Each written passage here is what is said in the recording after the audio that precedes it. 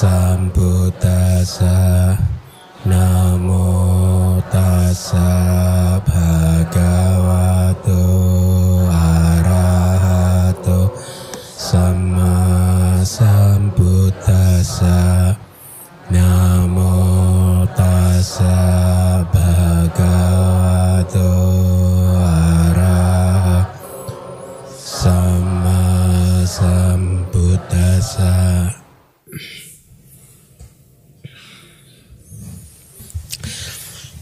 Selamat malam semuanya. Ya, kita sudah memasuki bagian terakhir dari bab kelima. Kalau kita sudah selesai bab kelima ini berarti Anda sudah mempelajari semua hal yang perlu, penting tentang apa itu yang seringkali Anda mendengar sebagai nama atau batin. Ya. Meskipun nanti di bab ke-8 itu akan mulai digabung-gabungkan puzzle-nya gitu ya. Tapi pengetahuan Anda sudah cukup banyak tentang fenomena yang disebut nama atau batin. Dan itulah mengapa kemudian seperti yang minggu lalu sudah saya sampaikan, kalau kita sudah menyelesaikan bab kelima ini, kalau masih ada waktu nanti saya akan coba sampaikan kepada Anda sutta yang disebut Anatalakana Sutta, karena seharusnya Anda semua bisa menikmatinya dengan baik ya. Karena penjelasan dari kitab komentarnya dari Anatalakana Sutta itu sangat bercirikan Abhidhamma. Nah, sebenarnya saya berharap kelas malam ini bisa terakhir ya, tapi sepertinya tidak akan bisa. Mungkin butuh 1 kali kelas lagi atau 2 ya, kalau kita mau pelan-pelan. Di bagian akhir ini kita akan mempelajari proses kematian dan kelahiran kembali. Jadi coba Anda bayangkan, ingat-ingat apa yang sudah kita pelajari ya. Kita sudah mempelajari proses kognitif ya di sepanjang kehidupan kita melalui proses kognitif pintu batin, panca indera dan pencapaian-pencapaian udah kita pelajari ya. Kemudian proses kemunculan pati sandi juga sudah kita pelajari ya. Dari makhluk atau individu dari alam ini dia bisa kemana saja ya, nanti juga di bagian akhir kita akan pelajari lagi. Kita juga harusnya sudah mempelajari itu kan. Nah sekarang tinggal satu titik terakhir di dalam satu durasi kehidupan yang disebut proses kematian dan kemudian kemunculan kembali kelahirannya itu, kemunculan kelahiran kembalinya. Di subbab ini itu yang akan kita pelajari, yaitu cuti pati sandik kama, proses kematian dan kelahiran kembali ya. Sebelumnya saya akan coba ulang dulu, minggu kemarin belum sempat saya ini kan ya. Anda saya harap mempunyai slide ini bisa dilihat. Nanti mungkin minta tolong Pak Pranoto untuk membuatkan tabelnya. Ini tabel yang cukup bagus, result of sense sphere wholesome kama, artinya ini adalah buah dari kama baik lingkup indriawi ya. Yang kolom pertama itu SS sense sphere wholesome cita, artinya kesadaran baik atau kusala cita lingkup indriawi atau maha kusala ya. Anda lihat ada 8 kan ya. First, second, third, fourth, dan seterusnya ada 8. Kemudian ada kata superior dan inferior. Ya. Berarti sense sphere wholesome cita atau mahakusala yang pertama dibagi menjadi 2, superior dan inferior. Kemudian kolom yang kedua rebirth, resultantnya juga berbeda. Resultan kelahiran kembalinya yang berfungsi sebagai pati sandi juga berbeda. Kalau berarti yang mahakusala yang pertama yang superior, kalau dia membuahkan pati sandi, dia akan membuahkan pati sandi yang 3 akar, itu maksudnya ya. Kemudian yang mahakusala yang pertama yang inferior, kalau membuahkan pati sandi hanya akan menghasilkan pati sandi yang 2 akar. Kemudian yang kedua second, artinya mahakusala yang kedua yang superior. Kok 3 akar? 2 kan? Oh, ya, maaf. Betul. Itu yang 3 akar karena masih second itu yang kedua kan juga masih 3 akar kan. Yang inferior menghasilkan 2 akar, kemudian yang Mahakusala yang ketiga ini sudah 2 akar kan. Meskipun dia superior, buah patik sandinya hanya 2 akar, tetapi Mahakusala yang ketiga, yang third inferior, itu karena 2 akar, sudah 2 akar inferior, hasil patik sandinya rootless, tanpa akar. Kemudian Mahakusala yang keempat, yang superior pun hasilnya hanyalah 2 akar, yang inferior tanpa akar. Saya harap Anda bisa mengikuti ini ya. Jadi ini Mahakusala 1, 2, 3, dan 4. Yang kelima, 6, 7, dan 8 polanya hampir sama. Ya, polanya hampir sama karena ini hanya berbeda di perasaan saja. Yang tadi Somanasa, yang ini adalah UPK. Kemudian kita masuk ke kolom yang kanannya lagi, resultant during life. Jadi itu adalah hasil yang bisa dinikmati, hasil dari kesadaran Mahakusala yang membuahkan hasil di sepanjang kehidupan berupa kejadian-kejadian kehidupan ya. Dibagi menjadi 3 sub kolom. Yang pertama adalah rootless resultant atau resultan tanpa akar ya. Yang kolom kedua adalah with roots, artinya dengan akar. Ada gen view, itu artinya general view, pandangan pada umumnya, nanti akan saya jelaskan. Pandangan pada umumnya. Kemudian sub kolom yang ketiga adalah with roots, dengan akar tetapi alternative view. Jadi pandangan alternatif. Ya, pandangan dari sebagian guru gitu, itu maksudnya. Mari kita baca. Berarti yang Mahakusala yang pertama, yang superior, kalau membuahkan hasil di sepanjang kehidupan, dia akan bisa memberikan buah resultan tanpa akar. Yang baik kan berarti kan ya, ada 8 kan yang ahituka ya. Kusala wipaka ahituka cita ada 8. Kalau dia memberikan buah yang dengan akar berarti mahawipaka, dia bisa memberikan buah 1 sampai 8. Artinya 8 mahawipaka bisa semua ya. General view. Tapi alternative view, pandangan dari sebagian guru, dipecah antara yang dengan dorongan dan tanpa dorongan. Makanya di situ ada angka hanya 1, 3, 5, 7 saja. Itu artinya kalau karma Mahakusala pertama yang tanpa dorongan, kalau berbuah, maka dia akan menghasilkan mahawipaka yang nomor 1, 3, 5, dan 7. Tapi kalau yang dengan dorongan berarti 2, 4, 6, 8 di situ nggak disebutkan ya. Berarti agak kurang lengkap sedikit. Ada di bawah? Hah? Second superior.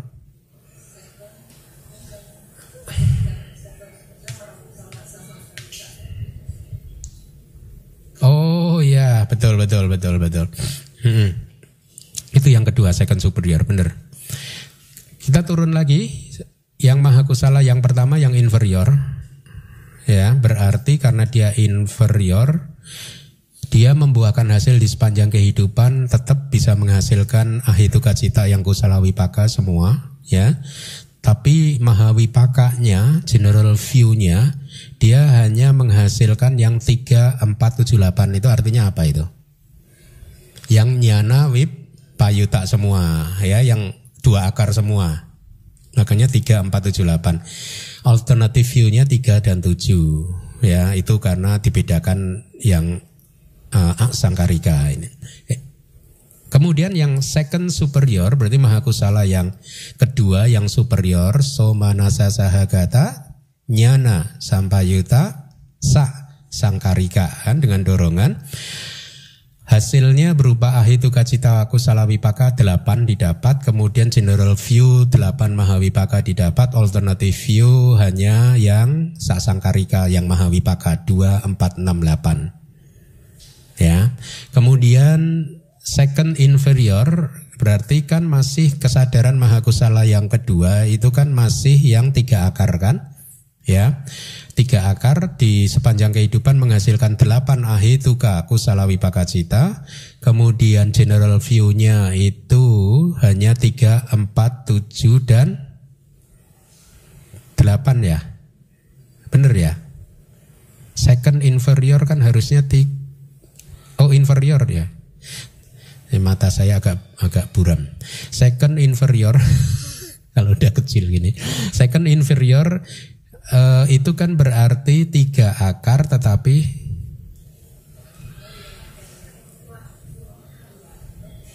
berarti dia hanya menghasilkan Mahawipaka yang tanpa akar. 2 akar, sorry. Ya, 3, 4, 7, 8 itu yang 2 akar. Paham ya?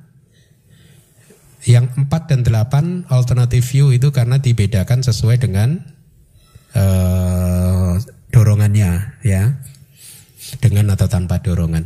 Nah, yang ke bawah, semakin ke bawah juga sama cara membacanya. Paham nggak?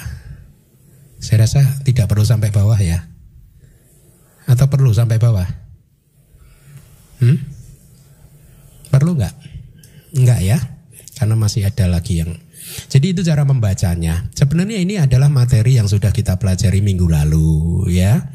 Minggu lalu kita sudah kupas ini. Ini hanya tabel yang akan mempermudah Anda, ya, untuk mengingat-ingatnya. Oke.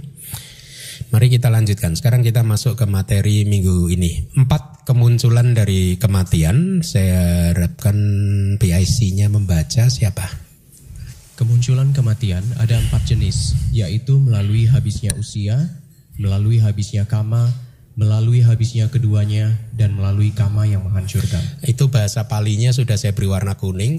Ayu kaya, kama kaya, ubaya kaya, upaceda kama.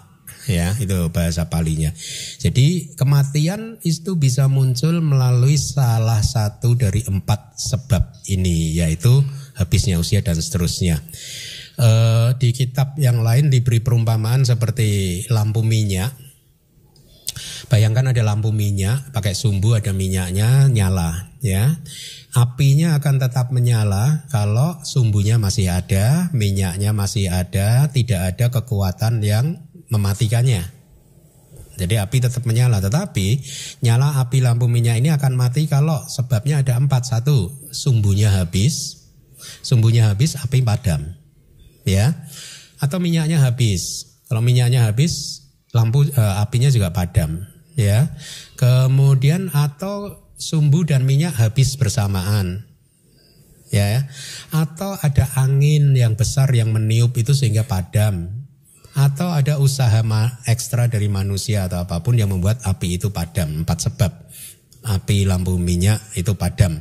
Itu perumpamaan untuk Anda supaya mudah untuk menghafal bahwa proses kematian itu akan muncul kalau salah satu dari 4 sebab ini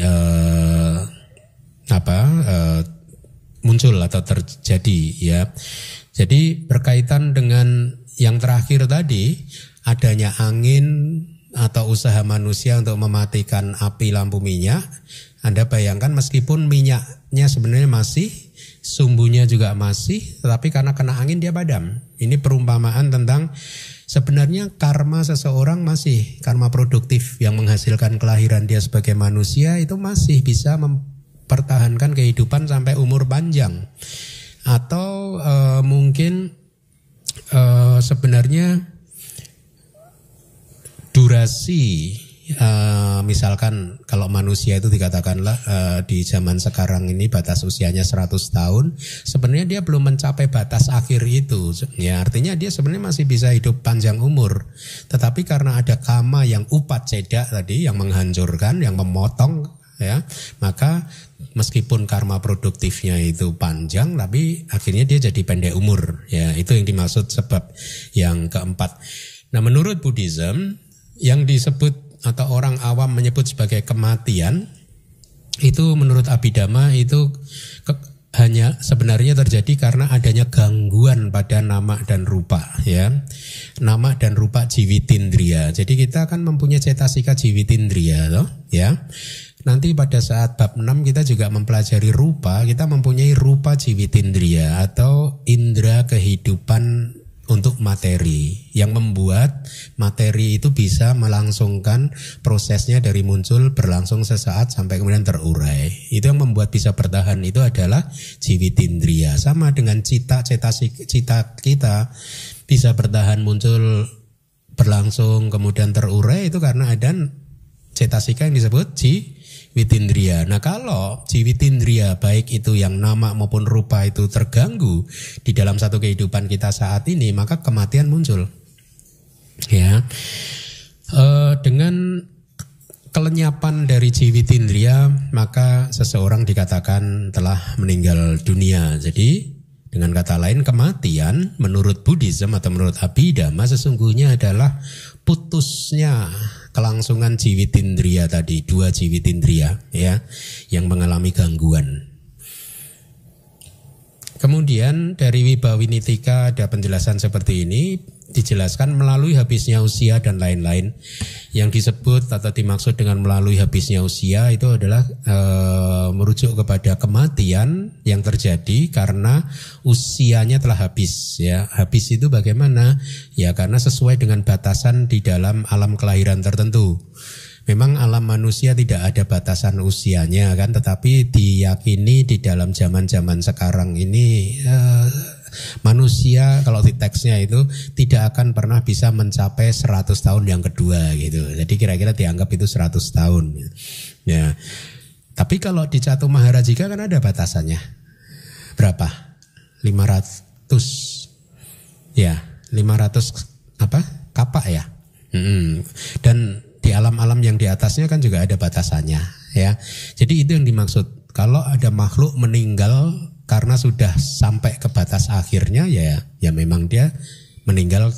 Kalau orang awam mungkin mengatakan dia meninggal karena apa? Usia tua, nggak sakit, nggak apa, tahu-tahu meninggal dunia gitu. Ya. Itu yang disebut sebab yang pertama. Kemudian sebab yang kedua adalah kematian yang muncul karena habisnya kama. Artinya kama produktif. Pada saat kita lahir, setiap makhluk lahir di dalam satu kehidupan, itu kita lahir patik sandi kita muncul itu karena ada tenaga kama dari masa kehidupan lampau yang masak, yang akhirnya membuahkan patik sandi kan. Nah itu mempunyai kekuatannya yang berbeda-beda di antara kita. Masing-masing dari kita kekuatan kama produktif yang menghasilkan patik sandi ini berbeda. Ya. Ada yang bisa memunculkan bawangga untuk sampai 50 tahun. Ada yang hanya bisa memunculkan bawangga sampai 10 tahun atau kurang atau bahkan lebih panjang dari 50 tahun. Ya.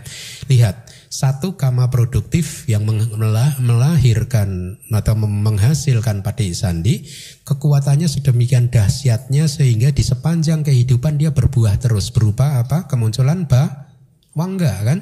Selama bawangga ini masih muncul dan lenyap maka kehidupan masih bisa dipertahankan.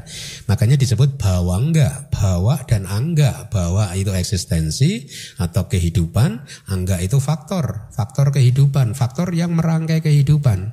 Tanpa adanya bawangga, kehidupan jatuh, meninggal dunia. Ya.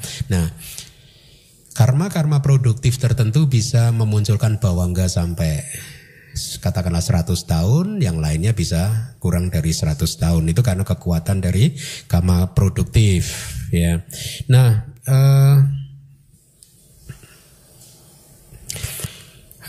kalau dikatakan seseorang meninggal karena habisnya kama, itu bisa jadi sebenarnya usianya masih muda, hanya 10-20 tahun atau kurang dari 100, tapi dia meninggal dunia. Kita bisa menduga bahwa dia meninggal karena memang karma produktifnya sudah habis. Sebenarnya batas usianya belum tercapai 100 tahun ya, tapi dia udah mati muda. Ya, jadi dugaan kita karena memang karma produktifnya habis dan tidak ada kama suportif yang mendukung dia supaya panjang usia. Itu sudah karma produktifnya pendek, karma suportifnya tidak ada, sehingga dia tidak bisa hidup panjang umur. Ya, begitu dugaan ininya. Kemudian kematian yang ketiga muncul karena habisnya keduanya, artinya batas usianya habis, kama produktifnya juga kekuatannya habis dalam waktu yang bersamaan. Seperti tadi sumbu dan minyak habis dalam waktu bersamaan. Penyebab yang keempat, kematian melalui kama yang menghancurkan. Terjadinya kematian melalui cara kelenyapan dari alam kehidupan dalam sekejap waktu. Walaupun sesungguhnya tenaga kama dan usianya itu masih ada. Contohnya seperti kematian yang dialami seseorang ketika dibunuh dengan pedang dari kitab ya. Karena dan lain-lain, berarti ya bisa dibunuh dengan cara yang lain ya. Atau karena tenaga kama destruktif yang dilakukannya di salah satu kehidupan lampau. Di sini dikatakan di salah satu kehidupan lampau, seharusnya juga ditambahkan di kehidupan sekarang juga bisa. Contohnya Dewa Data. Dewa Data kan melakukan karma beratnya kan di kehidupan kali itu kan, dan salah satunya berfungsi sebagai karma destruktif yang membuat dia menjadi kehilangan jana, kehilangan apinya, kehilangan usianya juga akhirnya ya. Jadi ini Wibawini kalau menurut saya kurang lengkap karena hanya menyebutkan satu kehidupan lampau. Nah, kama yang menghancurkan kehidupan seseorang, misalkan seseorang dibunuh orang lain, ya, atau bunuh diri, bisa karena bunuh diri, di teks kita mengatakan seperti itu, atau mati karena penyakit parah, itu karena adanya karma destruktif kan ya. Kemudian mati karena kecelakaan, korban terorisme, bencana alam, itu adalah contoh-contoh yang kita bisa dapatkan untuk menunjukkan bagaimana bekerjanya kama destruktif yang menghancurkan kehidupan seseorang. Sebenarnya usianya masih muda dan sebenarnya kama produktifnya masih cukup kekuatannya untuk membuat dia panjang umur, tetapi karena adanya kama yang merusak, menghancurkan, maka dia menjadi pendek umur ya. Seseorang melakukan kama yang cukup berat itu kalau di teks kita uraian tentang kama destruktif, kama yang cukup berat misalnya membunuh atau mencelakai orang suci ya. Kama ini bisa menjadi kama yang menghancurkan. Di antara 4 sebab tadi, 3 sebab yang pertama disebut kala marana atau kematian yang sudah waktunya. Ya, timely. Itu ya sudah apa ya istilah sehari-hari apa sih? Ya memang udah waktunya sih ya gitu. Kematian yang memang sudah waktunya. Kala itu waktu. Marana itu kematian. Kematian yang sudah waktunya gitu, kira-kira gitu ya. Tapi sebab yang keempat yang terakhir disebut akala marana, kematian yang belum waktunya. Ya. Seperti api lampu minyak, sumbunya masih, minyaknya masih, tapi karena ada angin padam dia. Ya. Contoh karma destruktif di Wibawinidika diberikan contoh seperti Marak Dusin dan Raja Kelabu dan lain-lain. Saya belum mempunyai cukup waktu untuk mencari Marak Dusin, ya. Tapi Raja Kelabu saya kemarin menemukannya. Raja Kelabu itu adalah raja dari kerajaan Kasi, ya. Jadi sebagai seorang raja dia menyiksa bodhisattva kita Buddha Gautama. Pada waktu itu bodhisattva kita yang kemudian menjadi Buddha Gautama terlahir sebagai seorang pertapa yang disebut Kanti Wadi. Artinya Kanti itu kan kesabaran, Wadi itu seseorang yang mengajarkan. Ya, jadi seseorang yang senantiasa mengajarkan kesabaran. Kanti Wadi nama beliau. Nah, jadi bodhisattva di dalam kehidupan kali itu selalu berbicara tentang sabar ya. Raja tidak senang, dia ingin ngetes bodhisattva bener gak sih dia mengajarkan apa yang dia praktekkan ya. Singkat cerita dia meminta salah seorang menterinya atau pengawalnya untuk menyiksa bodhisattva. Kalau saya tidak salah kakinya dipotong atau apa gitu, sedemikian rupa hanya untuk menguji kesabaran bodhisattva Kanti Wadi ya. Dan bodhisattva tetap menunjukkan kesabarannya, tapi akibat dari karma destruktif itu Raja Kelabu kalau di teks dikatakan dia tiba-tiba ditelan bumi masuk ke Awiji, neraka Awiji, neraka yang paling dalam ya. Dan informasi yang menarik, Raja Kelabu ini ya adalah sesungguhnya Dewa Data. Ya. Jadi kalau Anda ingin tahu ceritanya di cerita Jataka tentang Kanti Wadi ya. Di sana disebutkan. Jadi memang kalau di kitab kita itu permusuhan, ketidaksukaan Dewadatta kepada Buddha itu terjadi di banyak kehidupan. Permusuhan itu selalu Dewadatta yang selalu memusuhinya. Ya, itu tentang Raja Kelabu yang merupakan hasil dari ketidakmampuan kama produktif dalam mempertahankan keberlangsungan kehidupan ketika kemampuan tersebut lenyap karena sebuah karma destruktif yang dilakukan melalui penyerangan terhadap seseorang yang mempunyai sifat sangat baik. Ya, jadi melakukan penyerangan terhadap orang yang baik, ya, maka langsung jadi karma destruktif. Kemudian mohon Handi dibaca. Prosesnya adalah seperti ini.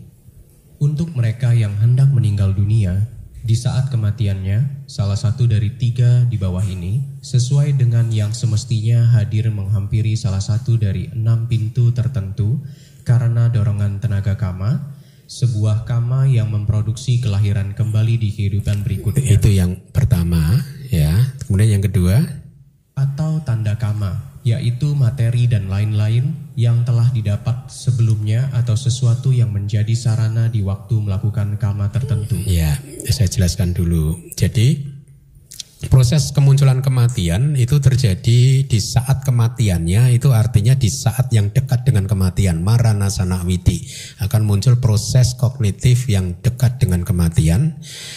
Salah satu dari 3 objek di bawah ini akan muncul sesuai dengan semestinya, artinya bisa muncul di pintu panca indera ataupun pintu batin, hadir menghampiri salah satu dari 6 pintu, ya, tertentu karena dorongan tenaga kama. Makanya saya beri italik karena ini penting, dorongan tenaga kama, ya.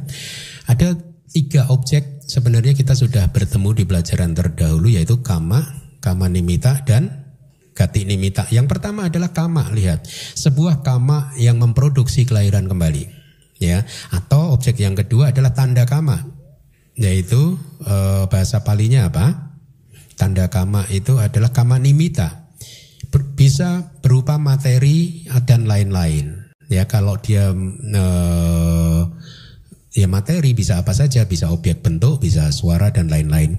Yang telah didapat sebelumnya itu kitab komentar telah didapat sebelumnya, artinya telah didapatkan atau dilihat atau didengar dan lain-lain sebelumnya dengan melalui cara penglihatan cetia. Artinya mungkin seseorang melakukan karma baik dengan menghormat kepada cetia, ya, melakukan penghormatan puja kepada cetia atau berdana di cetia, ya. Pada saat itu dia menjelang kematiannya dia melihat gambaran cetianya tadi, itu yang dimaksud yang telah didapat sebelumnya. Atau pembabar dhamma, kalau yang sering saya contohkan, melihat mikrofon, ya, dan lain-lain. Yang telah didapat sebelumnya atau sesuatu yang menjadi sarana di waktu melakukan kama tertentu. Sebenarnya kita udah belajar itu, tanda kama itu kan sesuatu yang menjadi instrumen, kan, alat untuk melakukan karma tertentu gitu, ya. Jadi misalkan kalau saya dulu menjelaskannya agak detail, bahwa tanda kama itu dibagi menjadi 2, yaitu tanda yang utama dan tanda yang sekunder gitu. Tapi ini sangat detail, tidak wajib untuk Anda ketahui sih.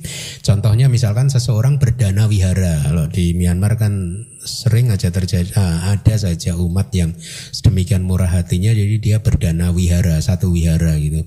Jadi pada saat menjelang kematian, kalau dia melihat wihara melalui pintu batinnya, maka wihara ini adalah objek utama, ya. Atau dia bisa juga melihat objek sekunder dari dana wihara tersebut. Misalkan dia tiba-tiba melihat benda yang berkaitan dengan wihara tersebut, misalnya melihat altarnya saja, ya, maka itu adalah objek sekunder. Atau dalam hal penjagal sapi, golok adalah objek utama, sapinya adalah objek yang sekunder. Nah, keduanya baik objek utama maupun sekunder itu bisa menjadi tanda kama atau kama nimitta, ya. Sesuatu yang menjadi sarana itu artinya menjadi sarana untuk melakukan kama. Misalkan kalau seseorang berdana di cetia bunga, maka tiba-tiba dia melihat bunganya, ya, melihat bunga, ya, kemudian itu menjadi objek dari proses kognitif yang dekat dengan kematian ya. Kita lanjutkan dulu, para biku ini dari Wibawini, ketika kesadaran yang sedang berdiri terikat pada rasa manis, ya kadang kitab itu begitu, kalau kita mau literal, word by word diterjemahkannya, kadang aneh ya. Jadi nanti akan saya jelaskan. Ketika kesadaran yang sedang berdiri terikat pada rasa manis dari gambaran di dalam batin, nimita tadi ya, dan bertahan atau terikat pada rasa manis dari atributnya yang sekunder tadi, apabila dia meninggal dunia di saat tersebut, maka inilah yang akan terjadi. Titik 2, 1, dia akan lahir di salah satu dari dua alam kehidupan, yaitu neraka atau kerajaan binatang. Itu ada di Sangyutta Nikaya. Jadi kalau orang yang suka memisahkan Abhidhamma dan Sutta itu kadang sangat tidak tepatnya, karena Sangyutta Nikaya juga menceritakan hal yang seperti itu ya. Bahkan kalau kita sudah paham Abhidhamma, kita akan bisa memahaminya ini dengan baik. Jadi ketika kesadaran yang sedang berdiri, itu artinya yang sedang berproses di dalam proses kognitif yang dekat dengan kematian, terikat pada rasa manis dari nimita di dalam batinnya, artinya ada pelekatan di sana, berarti ada loba mula di sana ya. Jadi jawananya, impulsnya itu adalah loba mula cita, dan bertahan tidak berhasil keluar dari belitan loba mula cita ya, karena ada ayuniso manasikara, perhatian yang tidak bijaksana, akhirnya jawananya aku salah cita terus ya. Terikat pada rasa manis dari atributnya ya, tidak bisa melepaskan diri dari loba mula cita. Apabila dia meninggal dunia dengan kondisi jawana yang terakhir adalah seperti itu, maka ada dua alam yang bisa didapatkannya. Satu, kemungkinannya neraka atau kerajaan binatang. Nah, kalau kita paham Abhidhamma, paham ya, dengan penjelasan seperti ini mudah kan buat Anda untuk memahaminya. Jadi yang saya beri garis bawah itu gambaran di dalam batin itu adalah tanda utama dan atributnya adalah sekunder. Ini seperti yang dijelaskan Sayadaw, guru Abhidhamma saya. Kenapa lahir di neraka atau kerajaan binatang? Karena jawananya loba mula cita, ya, terikat dia, melekat, gitu. Silahkan dibaca lagi yang ketiga sekarang. Atau tanda tujuan, yaitu simbol alam kelahiran yang akan didapat dan dinikmati di kelahiran berikutnya. Selanjutnya, berkaitan dengan objek yang hadir demikian itu, rangkaian kesadaran sesuai dengan kama yang matang, murni atau ternoda, dan sesuai dengan kelahiran yang akan didapatkannya terus-menerus mengalir. Stop dulu. Yang ketiga adalah gati nimita. Ya, jadi tadi kama nimita, dan sekarang gati nimita. Lihat simbol alam kelahiran yang saya beri garis bawah yang akan didapat dan dinikmati di kelahiran berikutnya. Itu artinya apa? Tanda kelahiran kan ini kan ya, tanda tujuan berarti di mana dia akan terlahir. Jadi artinya adalah alam kelahiran yang akan dinikmatinya. Ya, misalkan kalau di teks disebutkan dia akan melihat bidadari. Teks kita melihat bidadari, kita mirip-mirip ya. Terus kalau perempuan melihat bidadari gimana? Hah? Gender. Begitu perempuan yang mau meninggal dunia melihat bidadari cemburu, kok kamu cantik amat, dosa mula citamu, udah mau lahir di surga gak jadi. Karena jealous kan, biasa perempuan kan gitu kan, kalau ada yang cantik ya malah iri malahan. Nggak jadi lahir di surga. Jadi poinnya adalah pada saat siapapun, ini pelajarannya sangat bagus, di saat-saat terakhir di dalam kehidupannya kita harus tenang ya.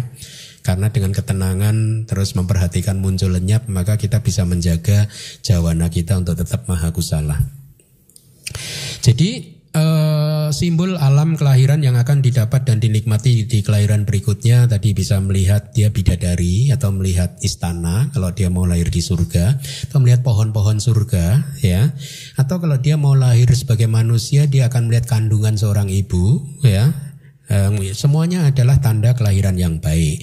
Tanda kelahiran yang tidak baik dia melihat api itu tanda kelahiran di neraka, atau penjaga neraka yang matanya merah gitu, kadang membawa ini membawa itu senjata gitu, itu adalah tanda kelahiran yang tidak baik ya.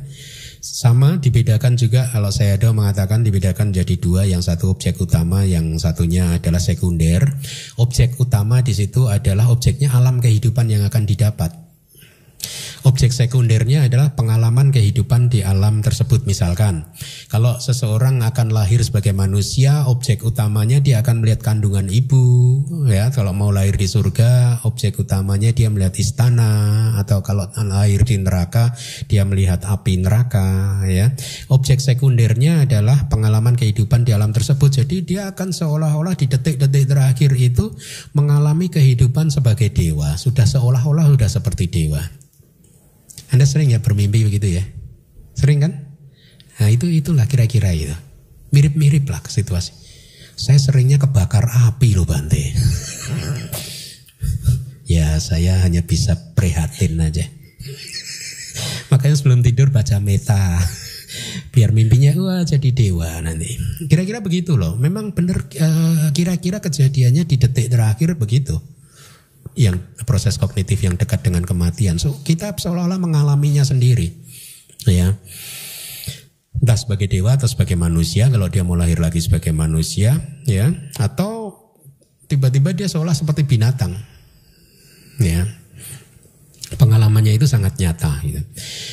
Selanjutnya dilanjutkan, biasanya condong ke arah kelahiran tersebut atau kama produktif tersebut mencapai pintu indriawi dalam bentuk seolah-olah baru. Ini menarik, berarti tadi di slide yang tadi ada yang kurang. Saya akan jelaskan.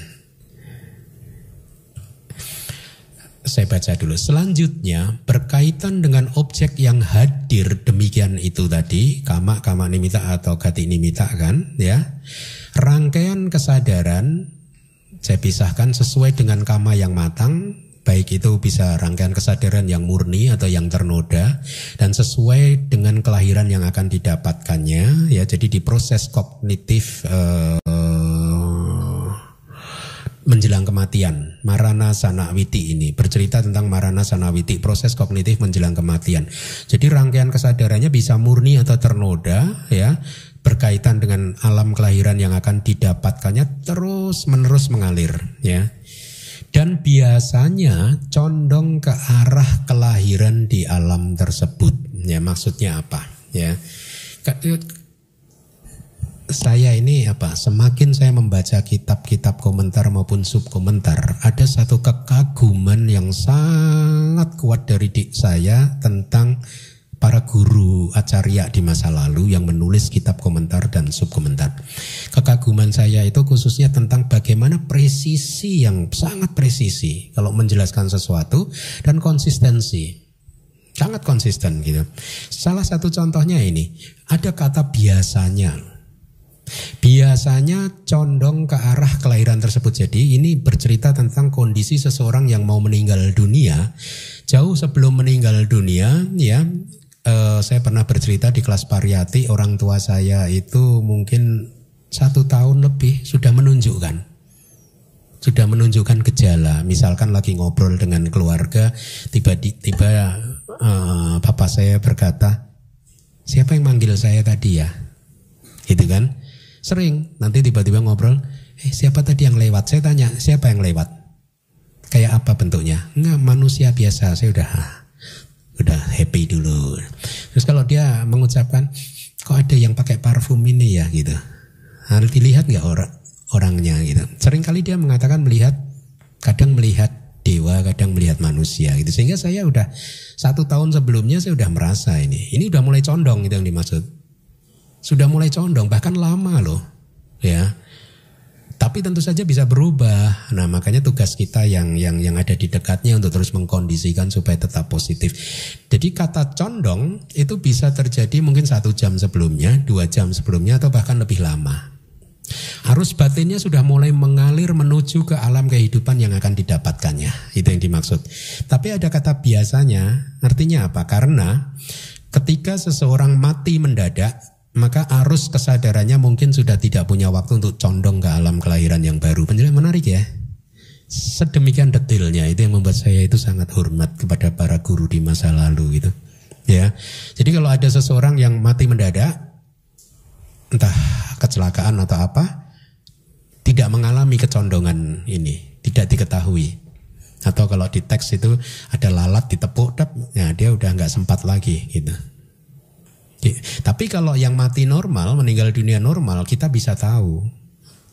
Sebelum meninggal dunia, baik itu 1 jam, 2 jam, sebulan, 2 bulan sebelumnya, atau bahkan lebih lama lagi, udah mulai condong ke arah situ.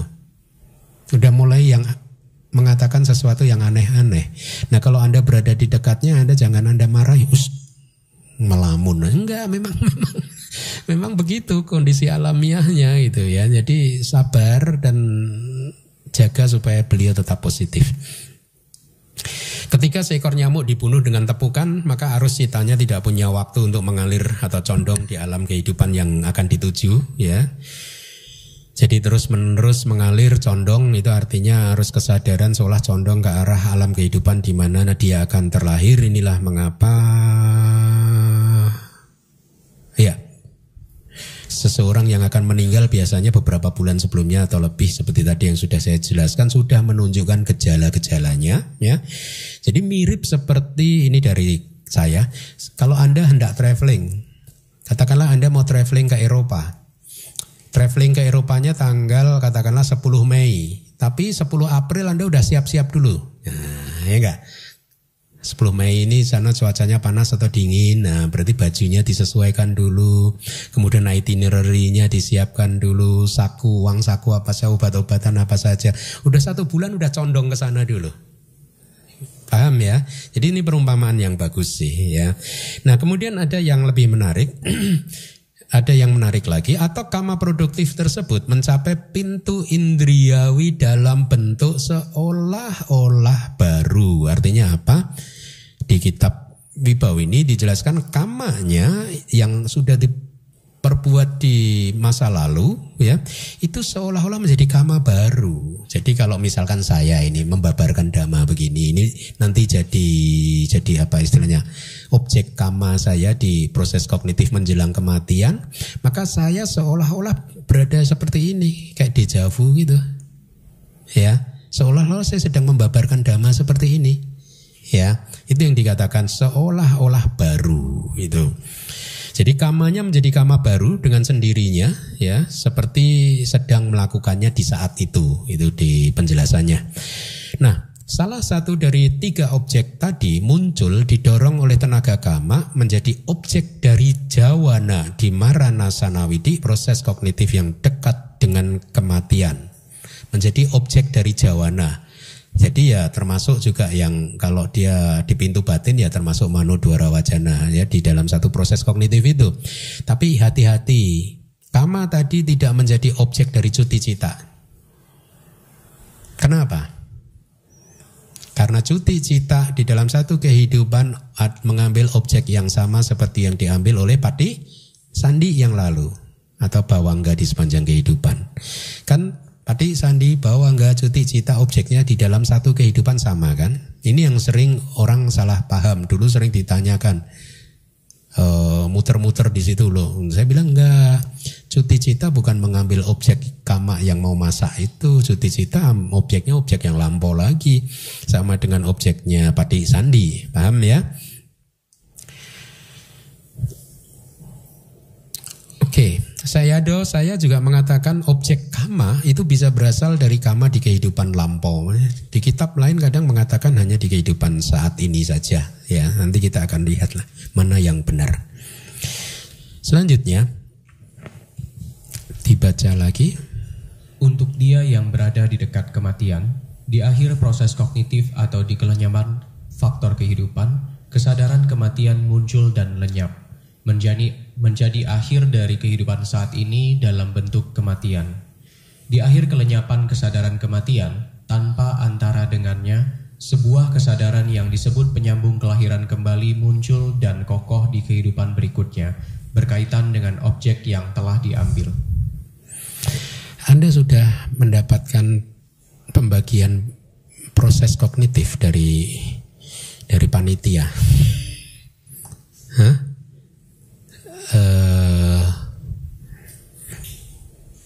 Itu tadi berbicara tentang apa tadi, objek apa?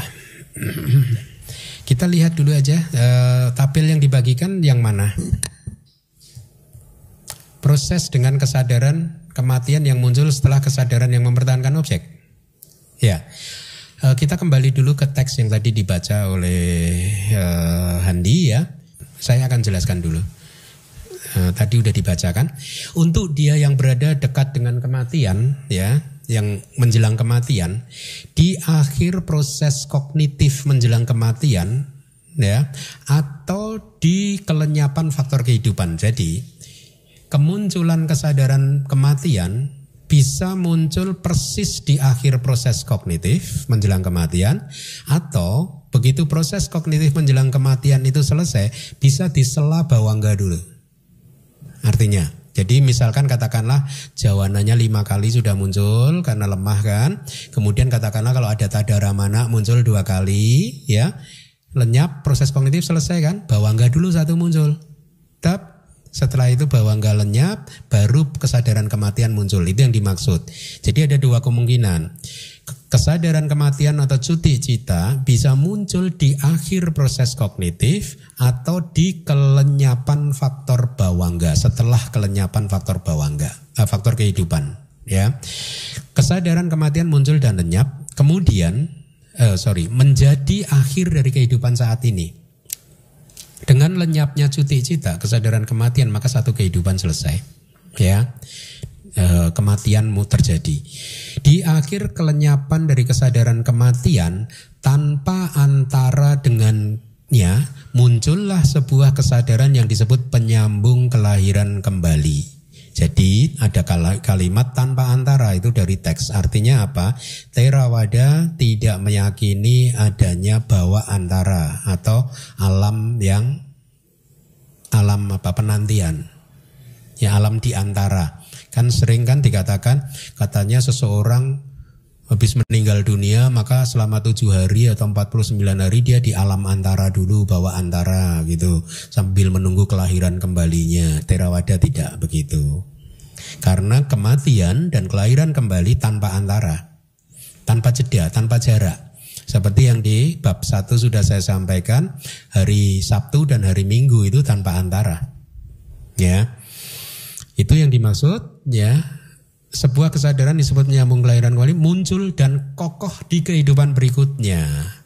Jadi satu kesadaran sebelumnya kokoh di kehidupan sebelumnya, yaitu cuti cita. Satu momen kemudian pati sandi cita kokoh di kehidupan yang baru. Berarti berada di 2 kehidupan. Berkaitan dengan objek yang telah diambil, saya teruskan ya. Dengan atau tanpa landasan hati, yaitu hadaya watu, yang dilahirkan oleh satu formasi dalam kehendak. Formasi dalam kehendak ini adalah sangkara, ya. Artinya dilahirkan oleh satu karma, dengan kata lain, sesuai dengan yang semestinya, ya. Ini lihat, yang dilingkupi dengan tendensi laten atau anusaya kilesa, ketidaktahuan, yaitu awija, dan berakar pada tendensi nafsu keinginan atau kehausan atau tanha, ya. Dengan kata lain, pati sandi muncul itu sudah dilingkupi dengan awija dan tanha, ya. Disebut sebagai penyambung kelahiran kembali karena menyambung antar kehidupan terkait dengan faktor mental yang muncul bersama, ya. Karena pati sandi cita kan tidak bisa muncul tanpa cetasika kan. Jadi pati sandi cita dan cetasikanya, ya. Tapi yang disebut sebagai pelopor adalah pati sandi citanya, ya. Dan sebagai pijakan yang kokoh untuk dhamma-dhamma yang muncul bersama, yaitu apa? 3 rupa kelapa, ya, yaitu kaya dasaka, bawa dasaka, dan waduk dasaka. Kesepuluhan tubuh jasmani yang akan membentuk tubuh jasmani ini, kemudian kesepuluhan jenis kelamin dan kesepuluhan jantung hati, ya. Itu yang dimaksud. Nah, untuk memperjelas mari kita lihat mungkin tabel yang dikirim Pak Pranoto yang terakhir aja, itu lebih menarik. yang 3 kehidupan. Ya. Tadi udah dikirim oleh judulnya proses dengan kesadaran kematian yang muncul setelah kesadaran yang mempertahankan objek. Yang ada angkanya sampai 43. Ada. Sudah ketemu semua?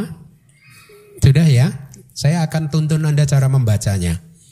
Jadi di situ ada angka 1 sampai 43. Judulnya adalah proses dengan kesadaran kematian yang muncul setelah kesadaran yang mempertahankan objek.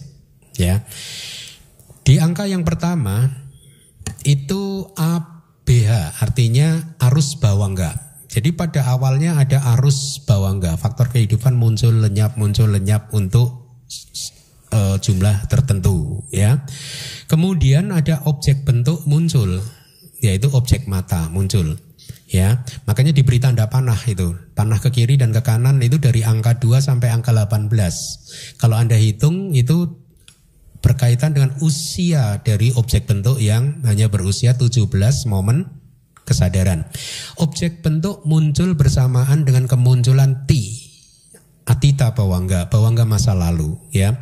Sejak itu dia muncul terus bertahan sampai nanti lenyapnya di angka yang ke-18.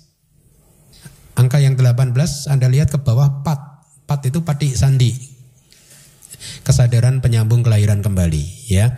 Nah, jadi ini adalah proses kognitif yang dekat dengan kematian dengan objek bentuk melalui pintu mata.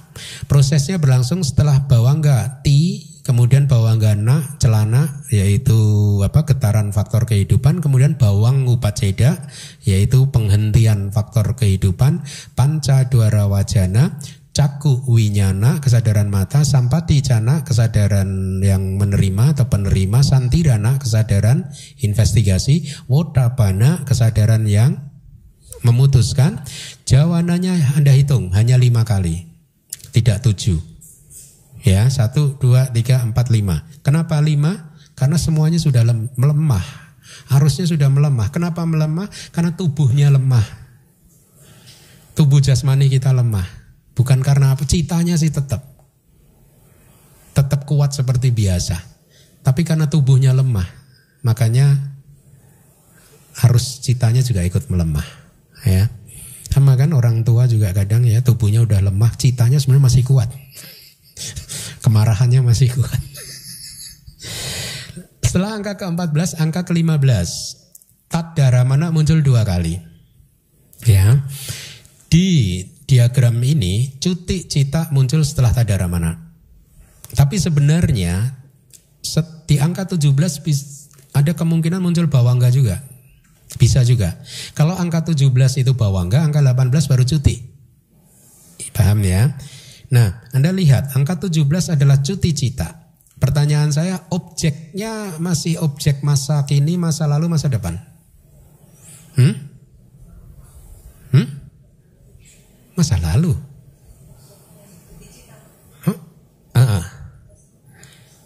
Objeknya masa lalu atau masa lampau atau masa depan, masa sekarang? Masa depan ada masa lalu, ada masa sekarang. Yang masa depan siapa? Tunjuk jari. Yulia? Bagus ya. Pada bingung saya kira. Cuti cita objeknya masa lampau. Kenapa? Karena cuti cita di sini objeknya sama dengan bawangga dan patisandi di kehidupan itu. Padahal objeknya masih eksis nih, objek bentuknya. Panahnya masih ada itu. Tapi cuti cita tidak mengambil objek itu. Seperti yang tadi dikatakan ya. Setelah lenyap cuti cita muncullah patik sandi angka ke-18. Pertanyaan saya, objek patik sandinya masa lampau atau masa sekarang atau masa depan? Masa sekarang. Kenapa saya tanya begini? Karena nanti ada kemungkinan objek patik sandinya bisa lampau. Kayaknya bisa. Ya.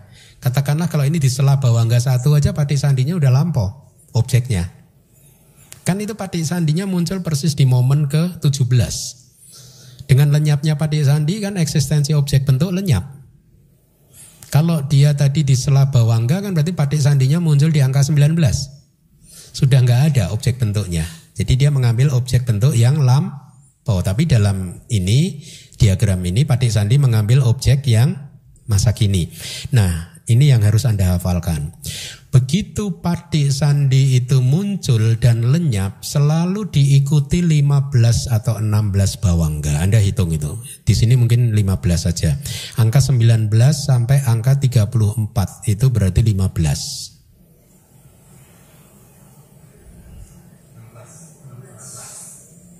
Berapa Yulia? Oh ya, oke, 16. Bisa 15, bisa 16. Ya, di sini 16. Ya. Selalu setelah patik sandi selalu muncul bawangga, bisa 15 atau 16 momen. Setelah bawangga yang terakhir selalu muncul proses kognitif pintu batin. Ya, jawananya kali ini sudah 7 kali, tidak 5 kali lagi. Ya, dalam hal ini tidak ada kemunculan tadaramana. Di angka ketik 43 itu tidak ada tadaramananya kan. Berarti di proses kognitif pintu batin ini diawali dengan mano dwara wajana, kemudian jawana 7 kali, dan setelah itu jatuh ke arus bawangga lagi. Pertanyaan saya, objek dari proses kognitif pintu batin ini apa? Selalu sama buat semua makhluk, ya, kecuali Buddha katanya. Saya lupa teksnya. Kayaknya semua makhluk harusnya semua sama kecuali Buddha. Hah? Buddha?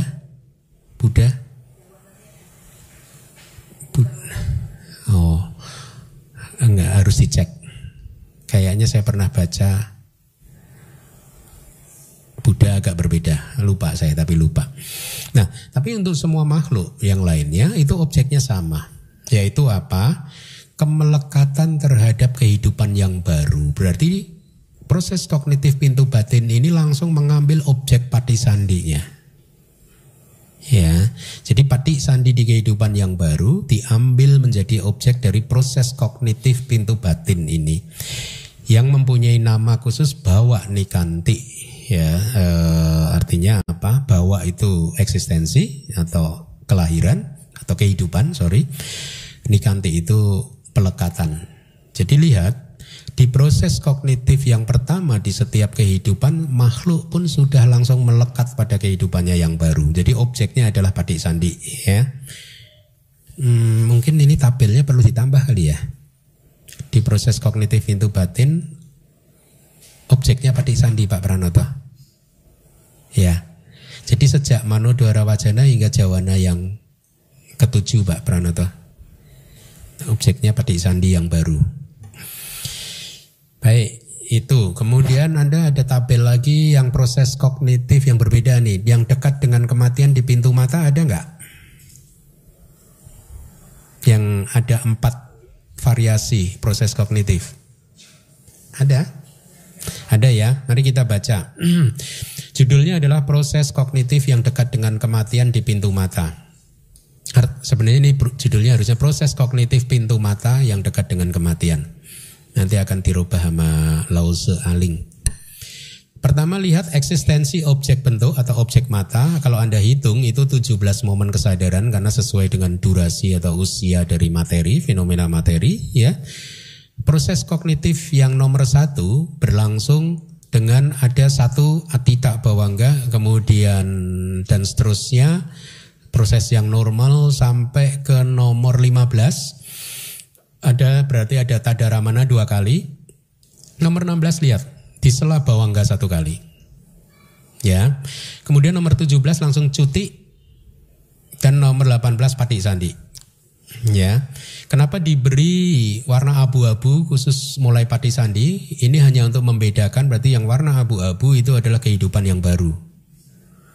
Ya, yang warna putih adalah kehidupan yang lama, tidak ada jarak kan, ya.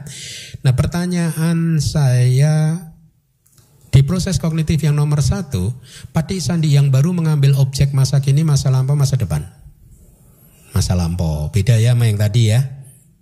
Di proses kognitif yang kedua, patik sandi mengambil objek masa kapan? Masa gitu. Masa gitu sih? Hah? Masa gini, oke. Demikian pula dengan nomor 3 dan nomor 4 itu patik sandinya mengambil objek masa kini semua, ya. Tapi lihat, Anda hafalkan itu proses kemunculannya. Nomor 1, setelah tadaramana disela bawangga dulu, baru meninggal dunia. Proses kognitif nomor 2, setelah tadaramana tidak ada bawangga langsung cuti. Ya, proses kognitif yang ketiga, tidak ada tadaramana tapi disela bawangga dulu, baru cuti. Proses kognitif yang keempat, tidak ada tadaramana yang muncul tapi tidak ada juga bawangga yang muncul, langsung cuti. Jadi 4 kemungkinan inilah proses kognitif di pintu panca indera bisa muncul. Ya, di pintu batin juga seperti itu. Jadi cuti cita bisa muncul di akhir proses kognitif atau setelah kelenyapan faktor kehidupan. Kalau dikombinasi variasinya ada 4 itu. Ya, baik, berarti sudah paham. Kita lanjutkan sedikit lagi saja.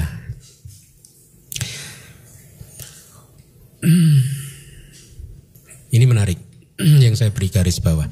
Oleh karena tidak ada dhamma apapun yang termasuk dalam kehidupan sebelumnya yang berpindah ke kehidupan sekarang berikutnya. Ini abhidhamma itu begitu. Jadi inilah anatta. Jadi kalau kita terlahir di kehidupan kali ini, sebenarnya tidak ada dhamma apapun yang kita bawa dari kehidupan lampau. Di cita-cetasika maupun rupa. Nanti akan saya jelaskan. Akan tetapi, kesadaran penyambung kelahiran kembali tidak juga bisa muncul, tidak bisa muncul juga tanpa melalui sebab yang tercakup dalam kehidupan sebelumnya. Karena sebab dan akibat kan. Ya, kejadian ini mirip seperti gema, lampu minyak dan stempel. Ini 3 contoh dari kitab komentar. Gema, kalau seseorang berada di dalam gua, itu yang saya ingat kalau dulu saya tinggal di gua itu suara saya bergema. Kalau kita mengatakan A, dia akan bergema A gitu kan? Ya, nah gema yang A tadi tidak sama dengan suara saya. Bukan suara saya, gemanya tadi, ya. Tetapi saya juga kita tidak bisa mengatakan bahwa gema itu berbeda dengan suara. Tidak bisa dikatakan sama, tidak bisa dikatakan berbeda juga. Kenapa? Faktanya memang tidak sama, ya. Tetapi gema tadi muncul karena ada suara. Kalau tidak ada suara, gema tidak muncul. Ya, makanya inilah abhidhamma, inilah Buddhism, bahwa kelahiran setiap momen itu sebenarnya kita detik ini bukanlah kita yang sama dengan detik sebelumnya, atau juga tidak berbeda juga. Sama tidak, berbeda juga tidak. Ya, jadi pemahamannya seperti itu, seperti gema tadi. Gema tadi bukan suara saya. Ya, bukan. Tetapi tanpa suara saya gema tadi tidak muncul. Ya, jadi berkaitannya seperti itu. Atau seperti contoh yang kedua adalah lampu minyak. Itu maksudnya begini. Ketika kita menyalakan lampu minyak, ya, dari nyala api lampu minyak teman di sebelah kita, ya, maka nyala api di lampu kita itu sama tidak dengan nyala api teman kita sebelah tadi. Kita masing-masing punya lampu minyak nih. Ya, lampu kita masih mati, tapi teman sebelah kita lampunya apinya sudah nyala. Kemudian kita tempelkan ke sana kan supaya menyala kan lampu kita kan, lampu minyak kita kan. Nah, pertanyaan saya, api di lampu minyak kita itu sama dengan api dia enggak? Beda. Ya, tetapi api kita ini berasal dari sana.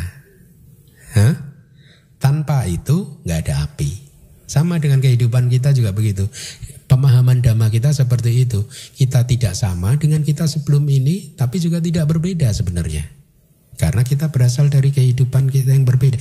Ini anatta, ini yang harus ditembus melalui meditasi. Kalau kita udah paham ini, kita jadi Arya.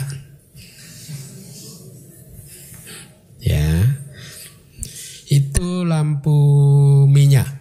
Kalau stempel itu, kalau kita stem di kertas, ya, maka gambar di kertas tersebut tidak sama dengan gambar di stempelnya kan, ya. Tapi dikatakan berbeda juga tidak bisa karena ini muncul dari sini, Itu ya.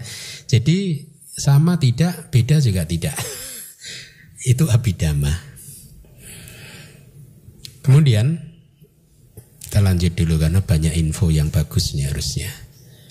Selanjutnya, di sini di dalam proses kognitif menjelang kematian hendaknya diharapkan hanya 5 impuls yang bergerak pelan.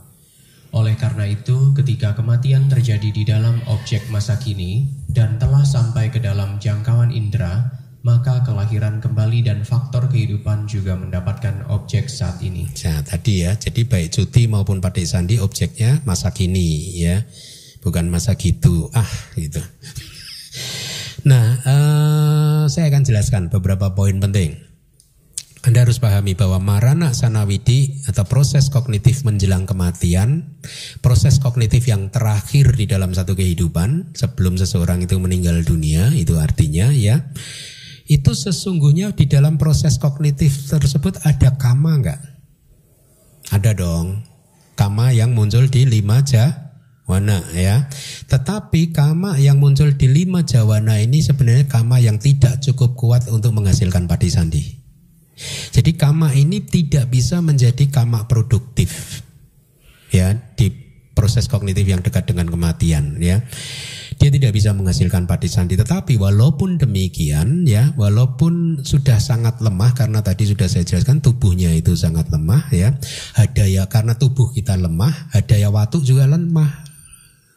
Hadaya watu, landasan ini kan semuanya materi kan, fenomena materi kan, rupa kan. Begitu rupanya lemah, semua landasan lemah sehingga penglihatan dan lain sebagainya juga mulai melemah semua. Hadaya watu melemah sehingga proses kognitif di pintu batin ataupun kesadaran-kesadaran yang bersandar pada hadaya watu juga melemah semuanya ya. Inilah mengapa akhirnya jawana tidak muncul 7 kali tetapi hanya 5 kali. Nah, kama yang muncul di 5 jawana tadi, cetana yang muncul di 5 jawana tadi meskipun tidak bisa menjadi karma produktif, tapi dia menjadi karma suportif. Karma suportif kepada siapa? Suportif yang mendukung kama lampau yang siap untuk menghasilkan padisandi. Ya.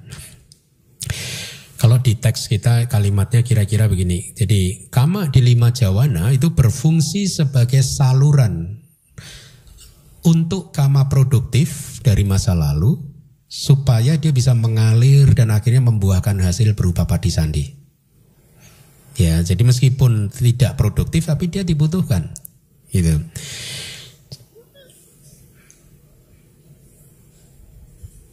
Tetapi walaupun dia hanya karma suportif, ini yang menarik dan agak puzzling gitu. Kama di 5 jawana tadi itu sesungguhnya adalah kama yang menjadi sesuatu yang mendorong kemunculan padisandi. Artinya padisandi itu malah dibangkitkan dari kama suportifnya itu tadi, yang di 5 jawana tadi. Jadi padisandi bukan muncul langsung dari kama masa lampaunya, ya kama yang tadi yang menjadi objek dari marana sanawiti bukan, tetapi padisandi itu dibangkitkan, dimunculkan oleh 5 jawana tadi. Itulah mengapa kita diajarkan oleh para guru pada saat detik-detik terakhir dalam kehidupan kita menjaga pikiran kita untuk tetap positif. Karena kalau jawana yang 5 ini kita ini positif, maka padisandinya akan baik. Kalau jawananya itu negatif, aku salah cita, ya itu tadi. Padisandinya juga akan ke alam apaya gitu. Contoh dari kitab yang sering kita dengar adalah, di kelas hari Minggu saya pernah menyampaikan ini, ada seorang upasaka yang melihat yang Arya Sariputta berpindah patah, kemudian sempat berdana kepada yang Arya Sariputta, dan kemudian yang Arya Sariputta membabarkan dhamma ya. Setelah membabarkan dhamma dia bahagia sekali kan. Pada saat pulang, di dalam perjalanan pulang di tengah jalan dia diseruduk kerbau. Ya, dalam kondisi diseruduk kerbau kesakitan seperti itu, dia tiba-tiba ingat tadi baru saja mendengarkan dhamma dari yang Arya Sariputta, sehingga kegembiraannya, kebijaksanaannya muncul lagi, dan akhirnya dia lahir di surga meskipun disuruh itu kerbau. Jadi ini contoh yang baik juga bahwa kita sebenarnya tidak bisa memastikan sih seseorang akan lahir di mana kan, tapi hanya secara teori kita bisa mengatakan kalau seseorang itu meninggal karena kecelakaan, kemungkinan besar itu akan lahir di alam bawah kalau dia tidak berhasil mempertahankan jawananya untuk tetap positif, untuk tetap maha kusala. Kalau dia kesakitan terus meraung-raung, teriak-teriak, tidak terima dengan kondisinya, menyalahkan sana sini kanan kiri, dan dia meninggal dunia dengan cita kualitas yang seperti itu, akusala cita jawananya, maka dia akan lahir di alam yang bawah. Tapi ini contoh yang bagus, meskipun disuruh itu kerbau lahir di surga. Ya, bisa terjadi seperti itu.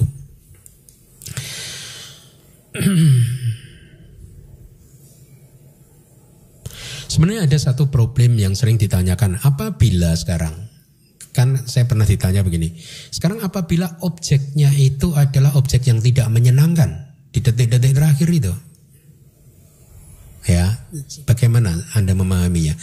Kalau objeknya itu tidak menyenangkan, tetapi karena batinnya tetap positif, sehingga jawanannya tetap maha kusala, ya, lalu bagaimana Patik Sandinya?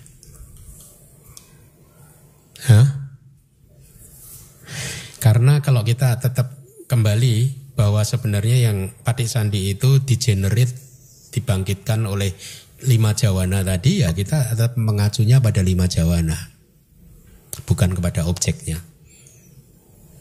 Ya.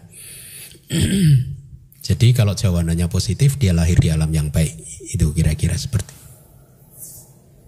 Ini tabel dari Biku Bodhi. Kita sudah dapat kali ya.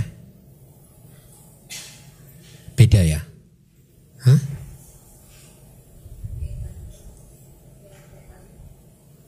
Ya sama kan? Itu B1 sampai B16 kan? Cuman dia lebih lengkap nih, mungkin Pak Pranoto bisa refer ke ini sih. Old objek lama, K, SK, SD, Kama, sign of Kama, yaitu Kama Nimitta, sign of destiny, atau tanda tujuan gati nimita, ya, rebirth, bawangga, dan seterusnya. Ada garis old object karena present visible object sudah lenyap. Objek yang baru new SK, new sign of Kama, tanda Kama, rebirth, new life, kan itu udah mulai kehidupan baru kan, new life terus sampai future, sampai nanti muncul cuti cita lagi. Jadi proses akan seperti itu terus. Saya rasa kita tidak perlu ya. Tadi sudah ya. Penyambung kelahiran kembali lingkup indriawi, saya bacakan saja. Pelan-pelan Anda sambil merenung menyerapnya.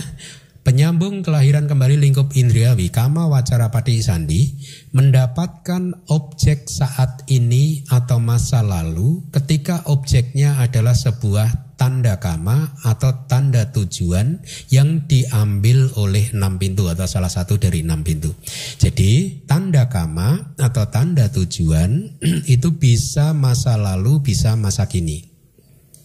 Bisa menjadi objek di salah satu dari 6 pintu yang akhirnya menghasilkan penyambung kelahiran kembali lingkup indriawi. Akan tetapi objek kama selalu hanya masa lalu. Paham ya? Kama tidak pernah masa sekarang. Ya. Dan diambil di pintu batin. Selanjutnya, semua objek tadi, kama-kama nimitta dan gati nimitta, karena kita berbicara kelahiran di lingkup indrawi, hanyalah objek yang terbatas atau parita. Masih ingat nggak objek terbatas itu apa saja? 54 kama wacara cita. Terus 52 cetasika. Terus rupa berapa? 28. Terus cukup ya. Kita di bab berapa toh? Kan kita bagi objek menjadi kama wacara objek, mahagata objek, lokutara objek bab 3 ya. Ya, ada tabelnya itu saya udah bikinkan kan tabelnya. Anda bisa lihat kembali. Nah, penjelasan dari Wibawininya, objek saat ini dan telah sampai ke dalam jangkauan indera. Ketika objek-objek masa kini telah tiba dalam jangkauan pintu batin, yaitu berupa tanda tujuan, kalau di pintu batin dia berupa tanda tujuan, kalau di 5 pintu atau pintu panca indera dia berkaitan objek tersebut berupa tanda kama. Inilah yang dimaksudkan. Paham nggak? Ya, jadi kalau objek saat ini telah sampai di dalam jangkauan pintu batin, maka dia berupa apa? Tanda tujuan. Kalau dia munculnya di pintu panca indera, dia berupa tanda kama. Instrumen untuk melakukan kama, bisa objek bentuk, suara, dan lain sebagainya.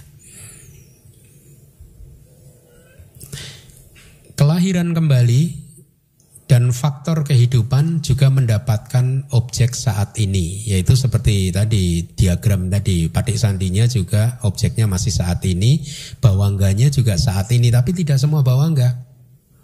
Ya, tadi ada nggak di contoh tadi? Hanya mungkin beberapa bawangga harusnya.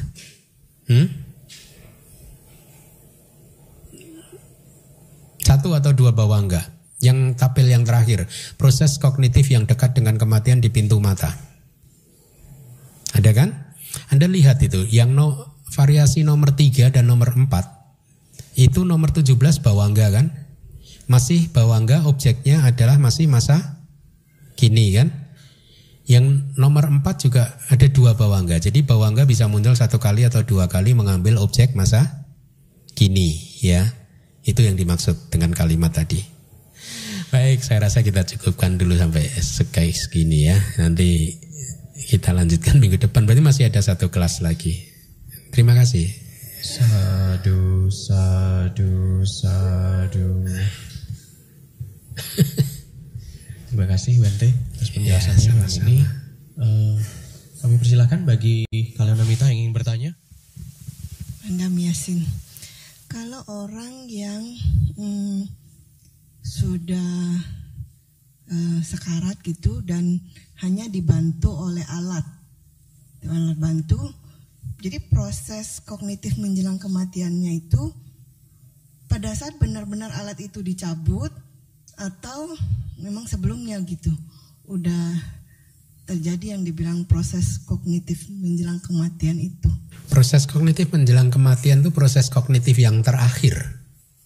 Jadi pada saat ya kalau dia belum dicabut masih hidup berarti belum. Mungkin setelah dicabut ya. Tapi itu yang paling terakhir. Dari di satu kehidupan dia proses yang terakhir, setelah itu meninggal dunia. Durasinya sangat singkat sekali karena kan 1 jentikan jari saja 1 triliun kesadaran. Singkat sekali. Sepersekian miliar detik. Jadi selama proses itu masih hidup, masih hidup dan bisa kita kasih stimulan, misalnya bacakan parita segala macam itu bisa membuat jawana di 5 jawana yang itu masih positif ya, positif. masih. Cuman saya nggak tahu kalau kan sudah dibantu alat itu kesadarannya sekuat apa ya. Makanya itu keadaan yang saya tidak ingin temui di dalam kehidupan saya. Kalau kadang ya kalau saya lebih baik saya akan hadapi gitu. Kalau saya sih berjuang untuk tetap menghadirkan sati. Kalau dibantu alat, kalau membuat dia kayak koma gitu, saya nggak tahu ya, harusnya tidak baik loh malahan. Ya karena koma itu kan bisa ke bawangga, bisa ke gimana? Kalau menurut saya kurang baik sih. Ya, kalau dibantu peralatan seperti apalagi dibantu obat-obatan kan? Ya. Saya itu yang kalau saya secara pribadi ingin hindari keadaan-keadaan sulit baik begitu itu buat saya nih. Karena kalau udah dibantu obat-obatan tuh saya teringat kalau makan obat flu aja udah kayak gitu kan, sulit untuk mempertahankan batin untuk tetap mindful, gitu kan? Untuk muncul lenyap itu kan bertempur bertempur dengan rasa mengantuk dan melayang-layangnya itu. Ya. Dokter mungkin yang lebih tahu kalau dibantu alat gitu itu. Hah? Tapi citanya kan masih. Enggak tahu juga. Iya, enggak tahu sih. Tapi jantung masih bergerak kan? Bergerak. Otak. Otak, nadi juga. Ya, tapi denyut nadi juga masih.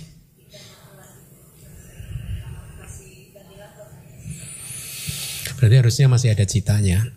Karena itu gejala-gejala itu kan masih ada. Dan kalau saya pengalaman pribadi memang beberapa kali menemui seseorang yang katanya sudah koma sekian lama gitu, masih bisa diajak bicara sih. Masih bisa bereaksi. Yang koma, tapi kalau yang alat bantu ini saya nggak tahu sih. Hah? Hifasiko. Ya. Serba sulit ya berada dalam keadaan begitu ya. Hidup enggak. Hah? Jadi sebenarnya percuma juga kan dibantu alat itu kan. Vegetatif. Artinya sudah enggak bisa, kemungkinan hidup kan enggak bisa. Jadi tujuannya apa dipertahankan? Hah? Uang. Sehari 1 juta lumayan ya. Masa sih? Jadi tujuannya apa ya dipakai alat itu ya? Kan udah tahu nggak mungkin bisa dipertahankan lagi. Kecuali ada harapan hidup kan?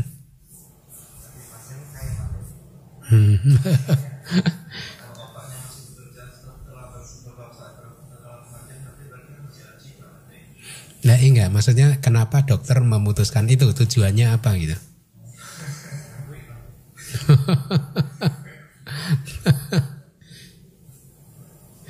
Jangan memfitnah.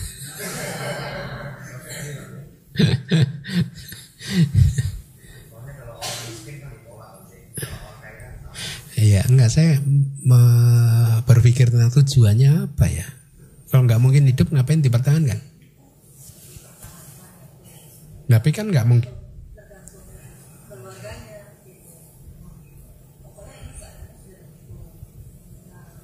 Harus etik, kode etiknya harus mempertahankan.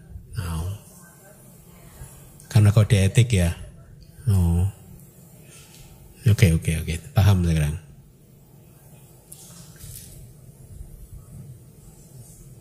Ya itu keadaan yang sulit, berada dalam keadaan seperti itu ya. Keluarganya juga berada dalam keadaan sulit, yang bersangkutan juga sulit. Makanya kadang kita berbuat baik terus supaya terhindar dari keadaan-keadaan yang extraordinary gitu. Baik, terjawab ya Bu ya. Oke ya. Ada yang lain? Yang lain?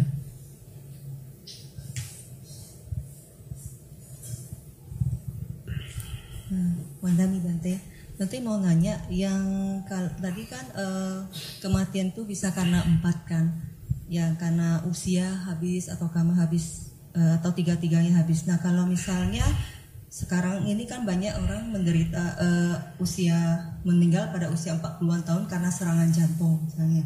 Nah itu termasuk yang jenis kamanya habis atau karena ada karma destruktif?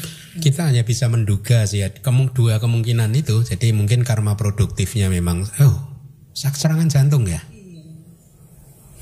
Serangan jantung kemungkinan karena ada karma destruktif. Karena kalau usia karma produktifnya pendek, itu matinya mati nggak ada apa-apa atau meninggal. Sakitnya ringan-ringan aja. Ringan-ringan aja. Gitu. Kalau orang dulu kan biasanya kalau orang-orang tua itu kakek kita, si mbah itu meninggal loh. Kenapa sakit apa? Nggak tahu, nggak ada apa-apa, angin duduk. Ya. Itu jantung. Itu jantung ya. Jantung. Oh. Itu serangan jantung ya. Iya. Papa saya itu meninggal waktu baca Quran, jantung ya? Enggak tahu kan kita enggak ini. Dia baca Quran, habis sarapan baca Quran, gitu, duduk meninggal dunianya. Ya antar dua itu, antara karma produktifnya itu sudah habis atau karena ada karma yang menghancurkan. Berarti nggak bisa diduga-duga gitu. Sebenarnya kita tidak bisa, itu hanya bisa melakukan dugaan, pendekatan saja. Memastikannya harus dengan apinya atau dengan penembusan melalui meditasi langsung. Satu lagi Bante, ini sebenarnya pertanyaan dari Lili nih. Dari siapa? Lili. Waktu itu pernah tanya ke saya, karena di buku Kama itu kan ada tentang ini juga Bante yang kematian. Kemudian di sana memang ditulis bahwa proses munculnya kematian yang ayukaya itu yang pertama yang disebut sebagai kala marana, sisanya disebut akala marana. Tapi kalau tadi kan 1, 2, 3-nya yang kala marana, yang keempat doang yang akala marana. Ayu kaya. Jadi waktu itu saya kira karena dulu diceramah Bante kalau tidak salah, karena kala itu kan waktu jadi berhubungan dengan usia, tapi ya mungkin saya bisa salah. Bentar ya. Ya saya ingat-ingatnya dulu.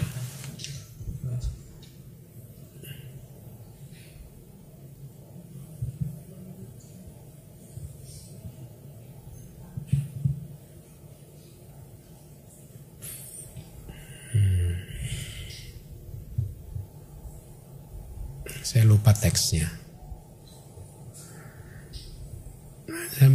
Ada lagi pertanyaan sambil saya ini. Ada lagi?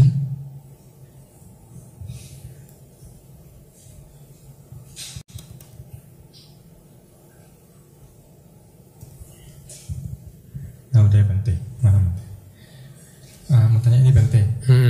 Kalau Gati Nimitanya bidadari gitu ya, di alam surga gitu, kan cakep tuh Bante. Terus kalau dia bergembira, dia jatuh cinta gitu Bante. Dia belum kesana, dia udah happy, dia terikat pada makhluk itu Bante. Pada Gati Nimita itu, ini bakal betul-betul ke surga atau jatuh Bante? Loba mula kan? Iya. Jawanannya loba mula kan? Iya. Nah itu yang membangkitkan pada Sandi. Jadi jatuh Bante. Bu, ya.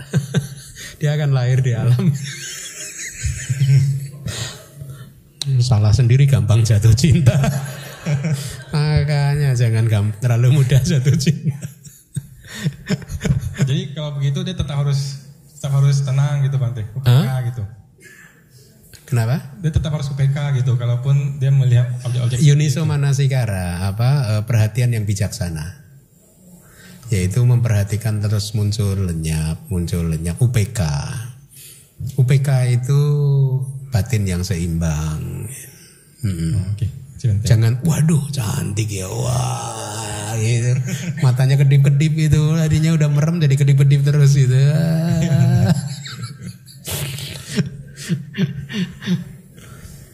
Masih Bante. Ya. Ada lagi Bante. Untuk kalau lahir di alam Brahma Bante, ini apakah jawana yang sebelum cuti itu harus dalam kondisi jana? Kalau kita tahu orang lemah itu kan lemah sekali, bahkan hampir nggak sadar gitu. Bahkan jawananya cuma dapat 5 terakhir. Apakah mungkin dia bisa mempertahankan jana sampai momen-momen seperti itu? Kalau dia ini teksnya mengatakan dia akan secara otomatis gitu kan. Kalau ada teksnya, ada kayaknya. Kita belum sampai ya ke situ ya. Jadi bisa kalau dia masih, maksudnya itu memang yang menjadi penyebab kegagalan adalah di sepanjang kehidupan dia kehilangan jana itu, ya bisa karena kecerobohan, karena tidak pernah latihan, ya, atau ya kecerobohan dalam teksnya itu, atau dia melakukan kama tertentu yang menghancurkan pencapaiannya. Tapi selama dua hal ini tidak eksis, maka dia bisa ini. Otomatis. Makanya dikatakan sebagai kama berat kan. Jadi kama yang pasti akan menghasilkan ini. Memang teksnya mengatakan harus bisa dipertahankan sampai di kehidupan terakhir. Tapi penjelasan yang lain adalah selama dia tidak kehilangan jana di dalam kehidupannya, itu artinya dia masih bisa keluar masuk, masih mahir di sepanjang kehidupan, dan dia tidak melakukan kama tertentu yang menjadi kama penghalang atau kama penghancur kemampuannya itu, maka dia bisa ini. Oh, tapi jenis seperti itu jenis tetap harus jenis yang apa nak? Harus jenis yang apa nak? Harus, saya carikan ya teksnya ya. Harus. Ya, jadi kalimatnya itu begini. Karena dia sudah terampil, ya, maka nimitta objek jananya itu muncul sebagai objek maranasana witinya gitu. Itu. Jadi sebenarnya kalimat bisa dipertahankan hingga detik akhir itu agak kurang akurat. Maknanya adalah selama dia terampil maka di detik maranasana witi nimittanya langsung muncul jadi objek. Oke. Ya, jadi kalimat bisa dipertahankan hingga detik akhir itu bisa misleading ya. Ya, pemahamannya adalah selama dia masih terampil, maka di detik terakhir nimittanya muncul sebagai objek maranasana witi. Gitu. Makanya dia dikatakan kama berat kan? Masih ingat nggak? Kama berat dari sisi kama kusala kama yang berat apa saja? Jana kan? Ya kenapa didefinisikan sebagai kama berat?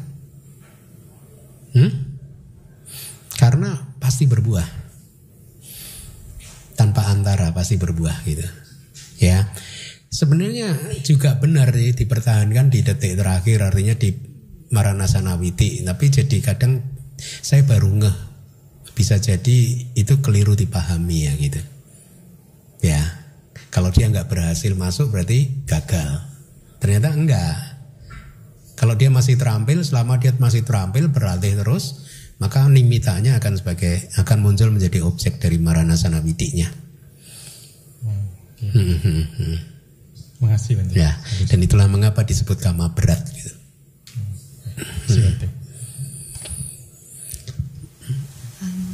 Malam Bante, saya mau nanya yang ada 4 variasi proses kognitif di pintu batin menjelang kematian itu hubungannya dengan 4 jenis kemunculan kematian.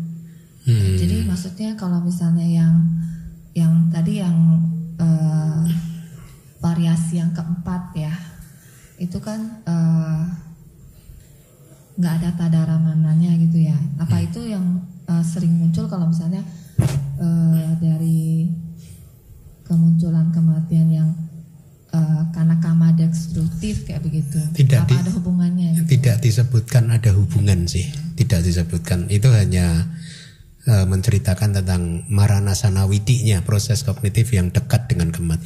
Marana itu terdiri, marana itu kematian, asana itu dekat, witi proses kognitif. Marana plus asana plus witi, proses kognitif yang dekat dengan kematian. Itu variasinya seperti itu. Tapi tidak disebutkan bahwa ini berkaitan dengan 4 sebab tadi. Enggak.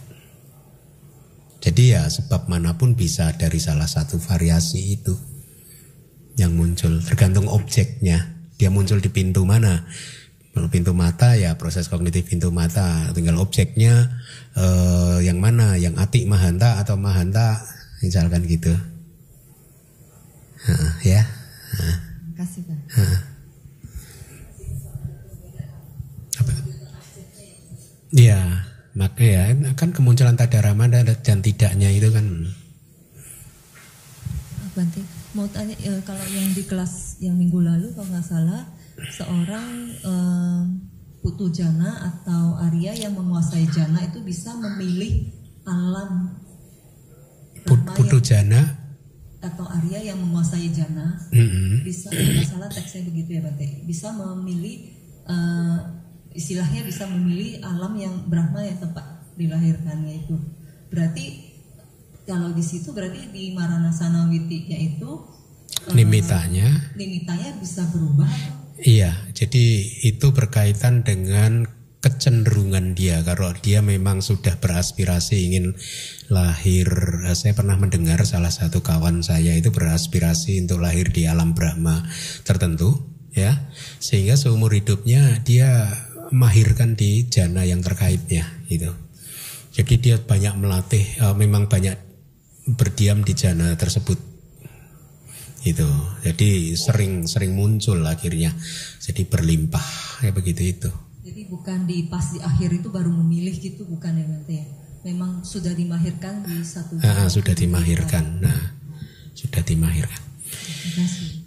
Ini kalamarana benar yang saya sampaikan tadi loh. Berarti dicatat nih ya. Berarti 3 yang pertama Lili, yang disebut kalamarana, yang kala yang terakhir.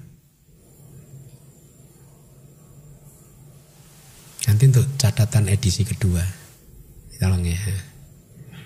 Baik. Ada lagi? Kalau tidak ada, Handi mau bertanya Bante.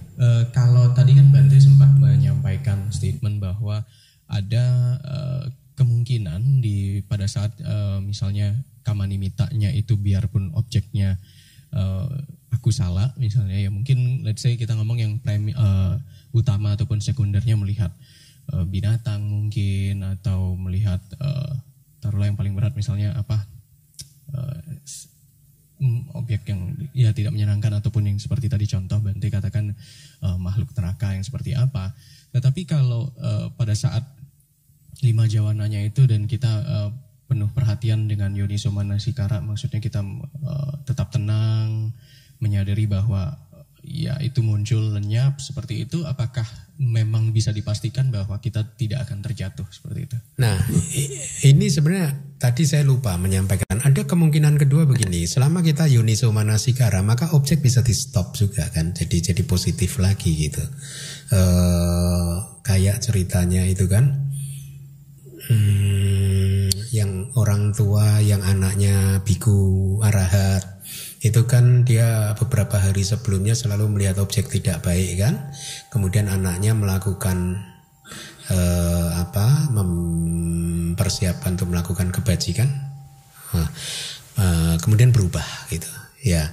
Jadi kalau kita melakukan yoniso manasikara, karena ini proses, ini sebenarnya Maranasanawiti itu sepersekian miliar detik.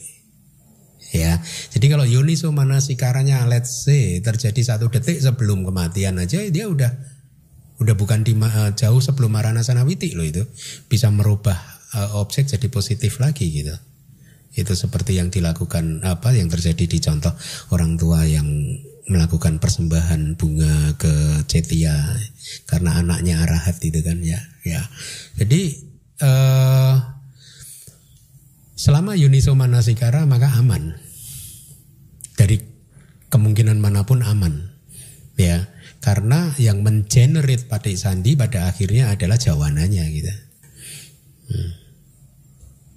Penting sekali Bante ya yoniso manasikara itu, dan 5 jawana terakhir itu yang mengarahkan ya. Karena itu lorongnya ya istilahnya. Corong, saluran yang membuat patisandi muncul. Oke, terima kasih Bante. Ada lagi mau bertanya?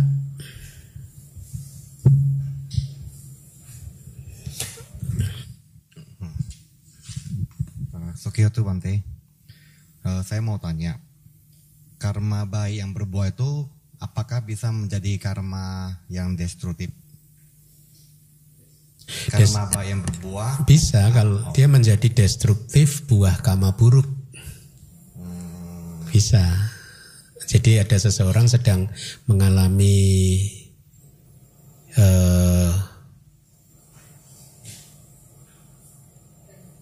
itu Malika itu ya. Malika itu dulu lahir di neraka hanya 7 hari loh itu.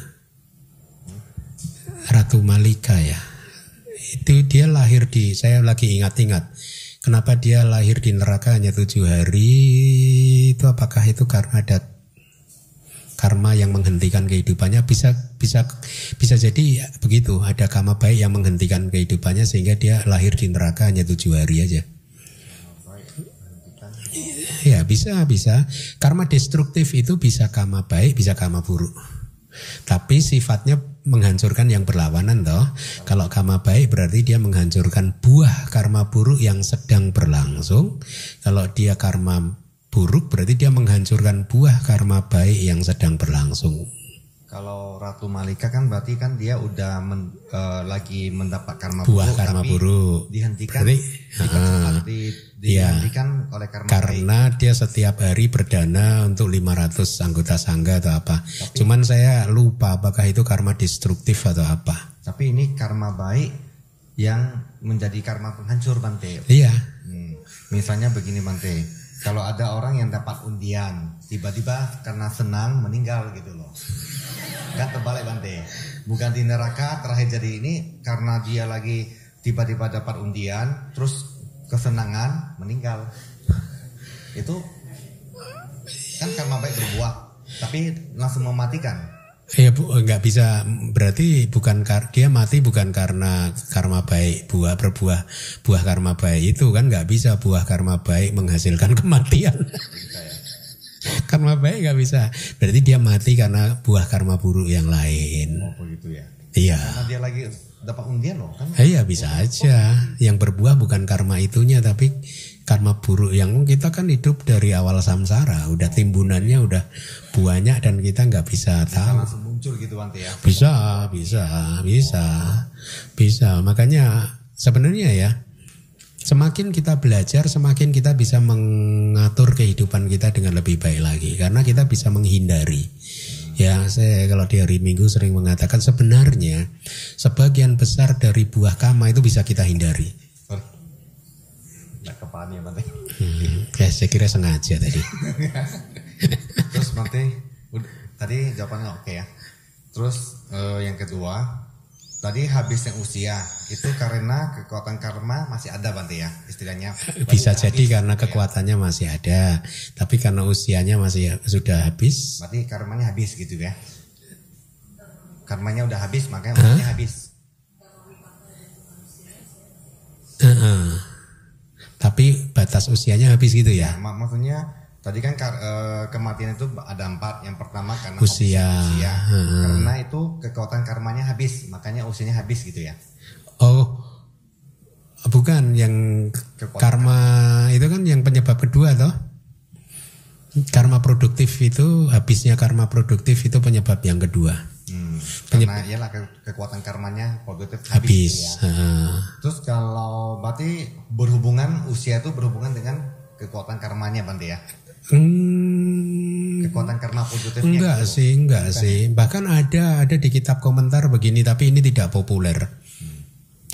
Kalau seseorang meninggal dunia di batas akhir, katakanlah umur 100 tahun meninggal dunia, sesungguhnya karma produktifnya masih ada kekuatannya. Pada saat dia meninggal begitu, maka karma produktifnya ini akan menghasilkan patik sandi baru lagi. Nah itu tapi tidak populer lah. Itu tidak dipercaya. Menghasilkan patik sandi gitu? Nggak bisa. Karena satu cetana hanya satu patik sandi.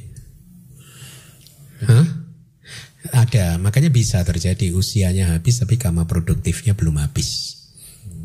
Jadi ada contoh nggak, Bante? Kematian yang karena habisnya usia dan karma tuh? Iya gitu. Jadi ya dia meninggal di usia 100 tahun katakanlah, dan kebetulan memang pada hari itu karma produktifnya juga pas habis. Hampir sama ya dengan habisnya usia, Bante ya?